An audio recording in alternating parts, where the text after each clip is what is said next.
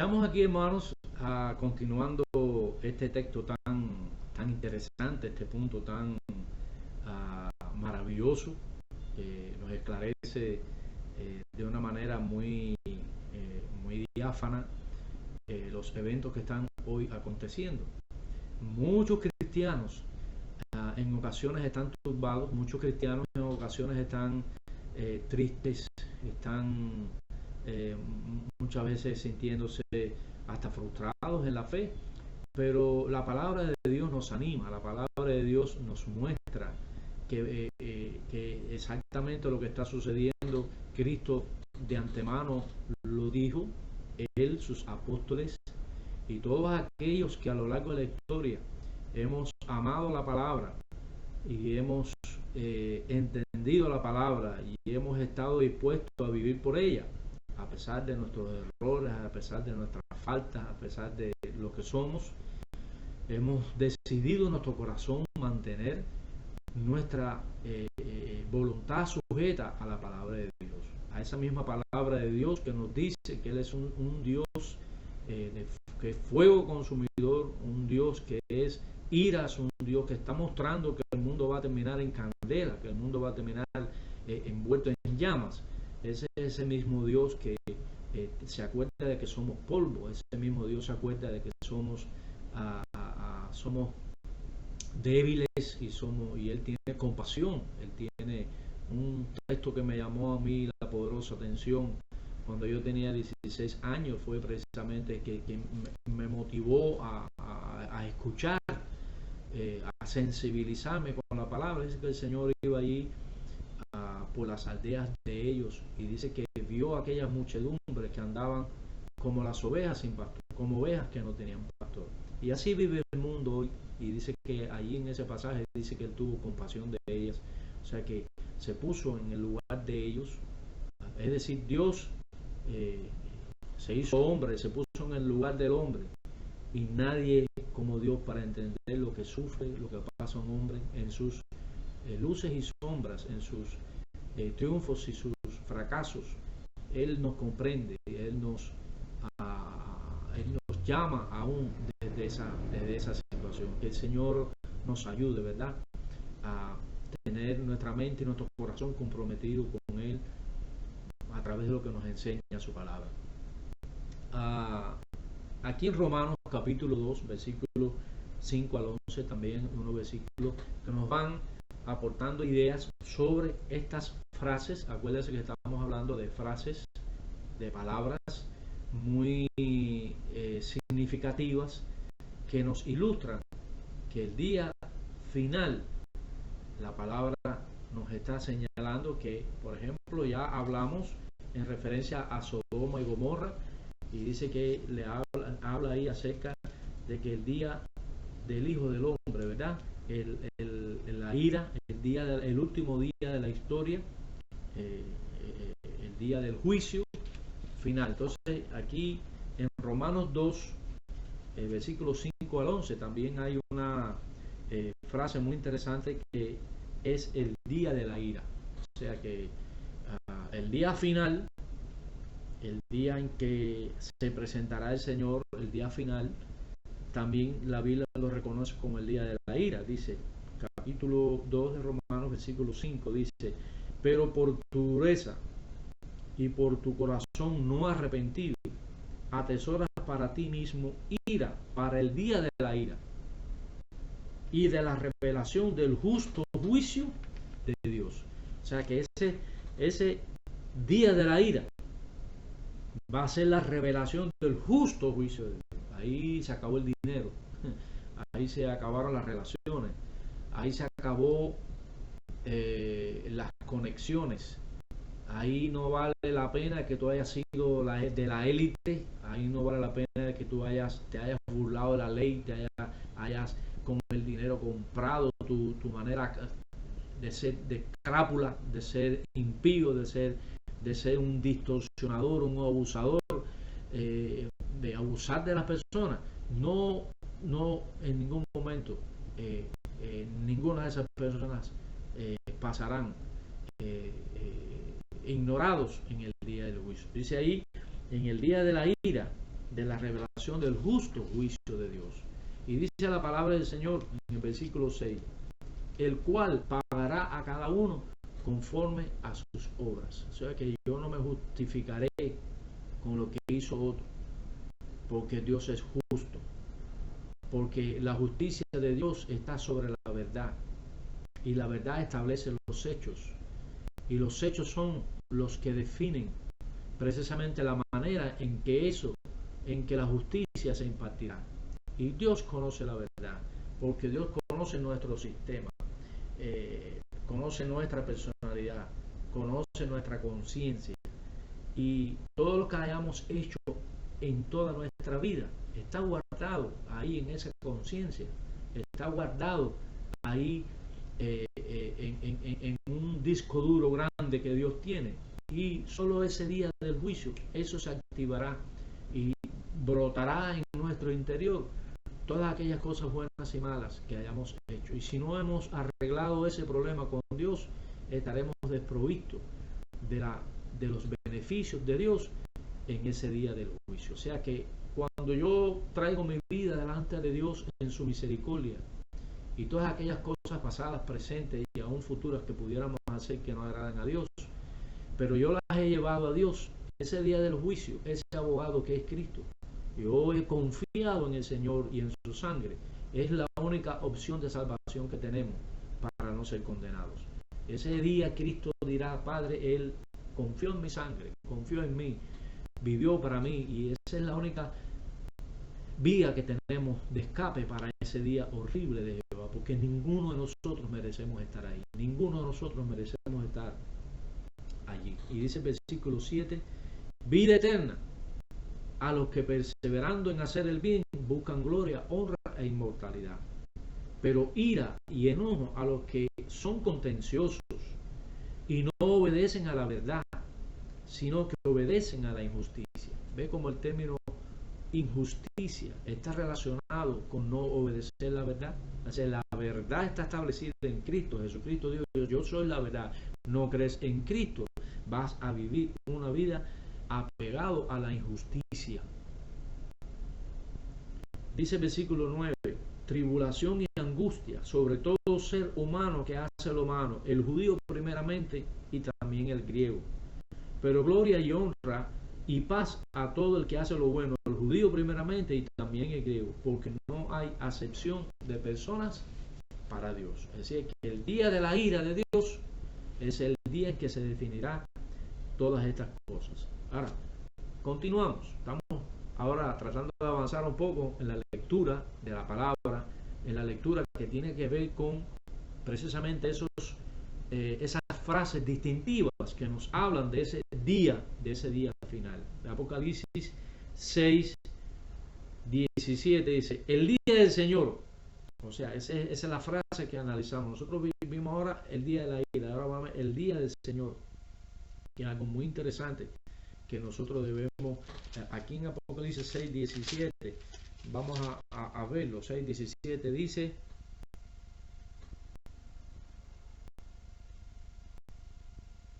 porque el gran día de su ira ha llegado, ¿y quién podrá sostenerse en pie? El día de la ira, nadie podrá sostenerse en pie. Nos va a sostener en pie Él a nosotros que hemos creído. Los demás no. Dice que todas las rodillas se doblarán. En Pablo, cuando está escribiendo a los filipenses, le dice, y todas rodillas se doblará de los que están en los cielos, en la tierra y de abajo de la tierra. Un día extraordinario, un día que no podemos tomarlo a la ligera. Es un día que solo de pensarlo se aflojan nuestros pies. Lo que pasa es que como confiamos en el Señor, en nuestra debilidad, entonces es que nosotros podemos encontrar la fuerza de Él para podernos sostener. Y dice allí en Hechos 2:20, el sol se convertirá en tinieblas y la luna en sangre antes que venga el día del Señor grande y manifiesto. Grande y manifiesto, ¿verdad? Aquel día extraordinario del Señor.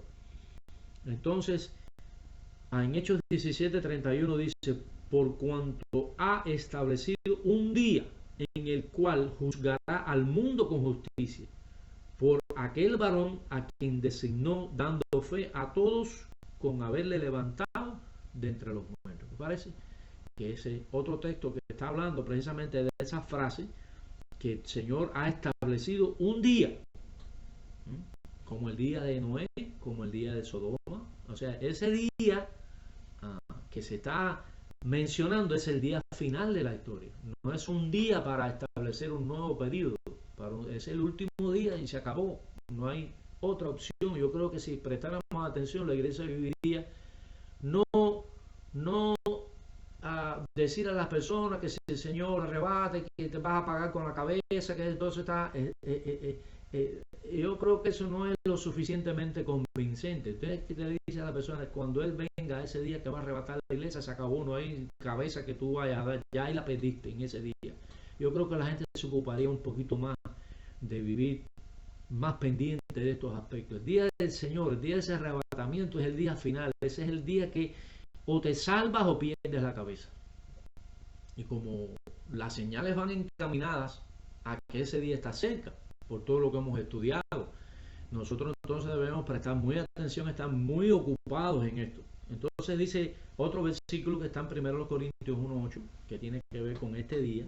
Dice, el cual también os confirmará hasta el fin, para que seáis irreprensibles en el día de nuestro Señor Jesucristo. ¿Cuándo es el día de nuestro Señor Jesucristo? El día que viene a buscar a aquellos que verdaderamente fueron irreprensibles. La palabra irreprensible quiere decir sin reprensión. Están viviendo una vida justificados por la fe, que a pesar de las batallas de la vida y a pesar de que la armadura, como dice el himno, se siente fracturada y nos sentimos golpeados, a pesar de eso, indudablemente Él nos mantendrá firmes en aquel día del Señor. Dice el versículo, capítulo 5, versículo 5, dice, el tal sea entregado a Satanás, por la situación que había allí en la carta de los Corintios, dice, para destrucción de la carne, a fin de que el espíritu sea salvo en el día del Señor. Aunque no nos vamos a detener en el contexto del pasaje porque no avanzamos. Nada más lo que queremos es resaltar la idea, resaltar la frase, el día del Señor. Dice, para que fuera salvo en el día de nuestro Señor Jesús. O sea, el día de nuestro Señor Jesús es el día que nos debe a nosotros llamar bien la atención. Segundo de los Corintios 1:14 dice, como también en parte habéis entendido que somos vuestra gloria, así como también vosotros la nuestra, para el día del Señor Jesús.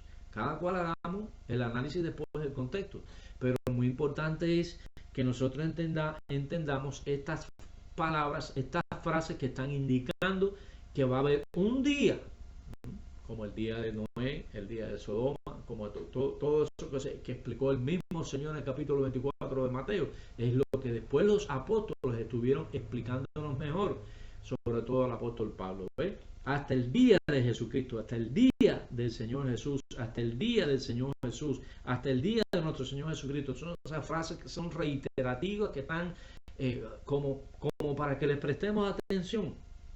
En Filipenses 2:16 dice, asidos de la palabra de vida, para que en el día de Cristo yo pueda gloriarme de que no he corrido en vano, ni en vano he trabajado. Ese día de Cristo, ese es el día en que traerá Jesús con Él a los que durmieron. Ese es el día en que los que resucitaron en Él serán premiados, y a donde Pablo recibirá con gozo y con alegría el reconocimiento de que no trabajó en vano, de que muchas de esas personas van a estar allí porque Pablo les habló de esta palabra en el día del Señor. Mire, seguimos adelantando en primera a Tesalonicenses. Le debemos a Pablo mucho, ¿verdad? Le damos gracias al Señor porque Pablo, a pesar de las persecuciones y de todo aquel contexto hostil, él dio la palabra y él creyó esa palabra, y por eso hoy nosotros tenemos este derrotero a que seguir, porque nosotros sabemos perfectamente que el día del Señor vendrá así como ladrón en la noche. Y hay personas que creen que dicen que así como ladrón en la noche, que nadie lo va a ver. Es increíble que se haga una interpretación de esa manera. En el 1 Tesalonicenses dice, porque vosotros, en capítulo 5, versículo 2 al 4, porque nosotros sabéis perfectamente que el día del Señor, dice, sabéis perfectamente, ellos lo entendían, vendrá así como ladrón en la noche, que cuando digan paz y seguridad, entonces vendrá sobre ellos destrucción repentina, como los dolores a la mujer encinta, y no escaparán. Así está el mundo hoy, caminando hacia ese sistema, porque si no existe un sistema global, si no existe una élite, si no existe un super presidente que es el que, o un super líder que ese es el anticristo, que es el que va a cohesionar todos los esfuerzos del multilateralismo, todos esos esfuerzos de la tecnología, de la economía, de la ciencia, de la media, todo eso va a crear un sistema global mundial, un gobierno global mundial que traerá esta falsa expectativa, donde dicen, cuando digan paz y seguridad, cuando ellos creen que lo han logrado, porque van a decir paz y seguridad no porque existe la paz, hermano, en el mundo no existe la paz sin Cristo, no existe la paz sin Dios.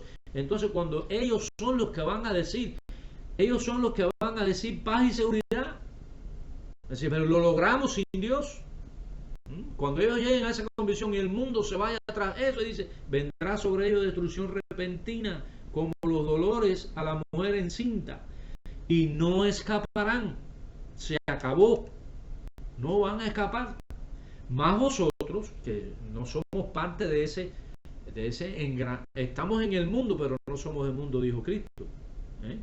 Yo estoy en el, ustedes están en el mundo, pero ustedes no son del mundo. Yo no soy del mundo. Ustedes no son. Nosotros pertenecemos al reino supremo de la gracia de Dios. Estamos en este mundo, pero no somos de lo que representa este mundo. Nosotros somos de los que estamos aquí porque somos representantes del mundo maravilloso en el que Dios vive. Mas vosotros, hermanos, no estáis en tinieblas, para que aquel día os sorprenda como ladrón. Entonces, ¿cómo es posible que nosotros entendamos bien ese pasaje? O sea, que aquel día no nos va a sorprender a nosotros. La iglesia no va a ser sorprendida. La iglesia no va a ser sorprendida, porque nosotros no estamos en tinieblas. Nosotros no somos parte del sistema global. Nosotros no somos parte del sistema que controla el anticristo, los anticristos, y nosotros no estamos bajo el dominio del espíritu del anticristo. Nosotros estamos, gracias al Señor, en la luz de su palabra. Por eso no vamos a ser sorprendidos, por eso nosotros no somos los que se vuelven locos, nosotros somos los que estamos quietos, confiados, y como decía el salmista, estar quietos y confiar, que yo confío en Dios, decía el salmista, estar quietos y confiar que yo soy Jehová. Estar quietos significa ten fe. Estar quieto no significa estar sin hacer nada, porque el que está quieto y no hace nada es que está en depresión. Pero nosotros los cristianos estamos quietos en el sentido que dejamos que sea Dios el que obre, pero estamos actuando constantemente en la proclamación de esta palabra. Y dice y es bueno que entendamos bien esto del ladrón, porque muchas personas son ladrón. El mundo es el que está entretenido creyendo que logró algo sin Dios. Qué ignorancia, ¿verdad? Lo que logramos ha sido por la gracia y la misericordia de Dios, aun cuando parece que ha sido el mundo quien lo ha logrado, y nosotros nos hemos beneficiado, por ejemplo, de la tecnología, porque Dios la ha permitido. Eso también está en las profecías antiguas, inclusive Daniel dice que la ciencia se aumentaría. Eso es un acto providencial, milagroso de Dios, porque en cuando hay un cirujano que me opera a mí, que me hace una cirugía a mí, yo me beneficio con eso, pero no significa que el sistema no esté diseñado con otras intenciones. Dice 2 de Tesalonicenses 2:2, que no os dejéis mover fácilmente de vuestro modo de pensar, ni os conturbéis ni por espíritu, ni por palabra, ni por carta como si fuera nuestra, en el sentido de que el día del Señor está cerca. ¿Qué quiere decir eso? El día del Señor está cerca. Ese término que hemos venido hablando. El día de la ira, el día del juicio. El día del Señor. Todo eso se refiere a lo mismo. Estamos nada más leyendo la Biblia, estamos leyendo la palabra de Dios. Y dice 2 de Pedro capítulo 3 versículo 10, dice, pero el día del Señor, haciendo mención a lo que Pablo está diciendo, porque había el Espíritu Santo, es lo maravilloso y fascinante de la Biblia, lo maravilloso y fascinante de la palabra de Dios. Pablo dijo que el Señor viene como ladrón en la noche para los que están en las tinieblas. Yo no sé cómo los cristianos no entienden eso. Así, dice Pablo que es para los que están en tinieblas. Es que el Señor los sorprenderá como ladrón, pero dice, y entonces aquí dice Pedro que el día del Señor vendrá como ladrón en la noche, en el cual los cielos, entonces está añadiendo a lo que Pablo dice a la iglesia que está en Tesalónica. Le dice, ese día que es como ladrón para los que se pierden, es el mismo día que Pedro está diciendo, ese día que viene como ladrón. Lo que faltaba nada más que dijera lo de Pablo, como ladrón para los que se pierden, para los que están en tinieblas, oscuridad, es el último día. Mira qué fácil, qué grandioso está eso ahí. Dice, vendrá como ladrón en la noche, en lo cual los cielos pasarán con grandes estruendos, y los elementos ardiendo serán deshechos, y la tierra y las obras que en ella hay serán quemadas. Usted me puede decir ahí, ¿qué fue eso? Si no es el final de la historia. Ese es el día del Señor, el día del arrebatamiento. Es el día en que el Señor levanta a su iglesia, levanta a los que no estaban en tinieblas, levanta a los que estaban en luz, levanta a sus fieles. Esa es la iglesia desposada que está esperando el día. Ese día es el día del casamiento. Ese día es el día más maravilloso, porque es que el Señor está levantando a aquel pueblo que Él salvó, aquel pueblo que Él le arrebató de las mismas garras del infierno y de Satanás. Ese es el versículo 1, el capítulo 1, versículo 10 de Apocalipsis, añadiendo a esta frase. Dice, yo estaba en el Espíritu en el día del Señor. Alguien dice que ese es el día del Señor, era el domingo. Yo no creo que Juan estaba hablando del domingo. El día del Señor es todos los días. Nos reunimos el domingo, no porque Constantino mandó, nosotros nos reunimos el domingo, eso es una mentira del diablo. Nosotros nos reunimos el domingo porque fue el día que la Biblia dice que los cristianos, judíos que fueron los primeros cristianos, se reunían el primer día de la semana, porque el día séptimo era el día que se reunían en la sinagoga, y ellos no rompieron con la ley judía, pero se reunían como cristianos el primer día de la semana porque era el día que Cristo había resucitado.